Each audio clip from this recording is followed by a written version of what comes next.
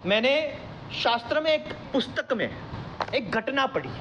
भोज राजा एक बार अकेले जा रहे थे।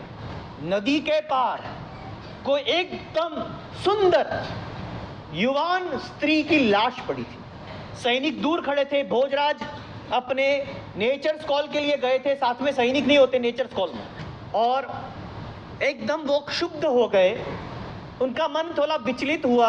वो कन्या के पास गए। डेड बॉडी है, लेकिन अभी सुंदर एक डेड बॉडी पड़ी हो। डेड बॉडी भी तुम्हारे मन को चलित कर सकती है। और एकदम नजदीक गए और आलिंगन देने, उसको एम्ब्रेस हग करने की कोशिश की। एकदम याद आया कि साला मैं राजा और ये क्या कर रहा हूँ। तब उनको एक सैद्धांतिक विचार आया।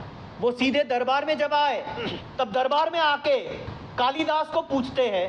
पूरे दरबारी में सबको पूछ रहे कि काम का बाप कौन। काम मतलब वासना, सेक्सुअल इंस्टिंक्ट, उसको काम बोलते हैं। तो वो काम का बाप कौन, सबको पूछा। जवाब किसी को मिला नहीं।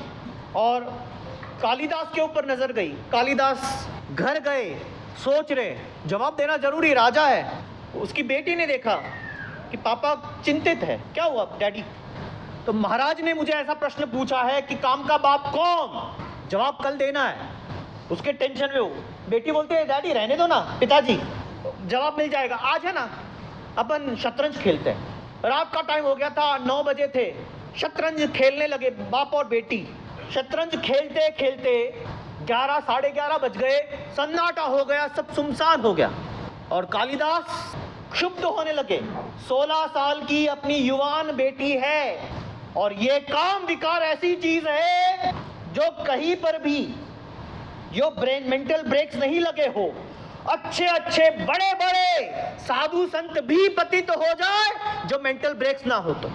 और वो पिता अपने बेटी से ही आकर्षित हो गए। तो बेटा एकदम नजदीक में आए। बेटी बोलती डैडी 1 मिनट, मैं अच्छे कपड़े पहन के आती हूँ। उसने अपनी माँ को ही कुछ ऐसे कपड़े पहना के वहां पर भेज दिया।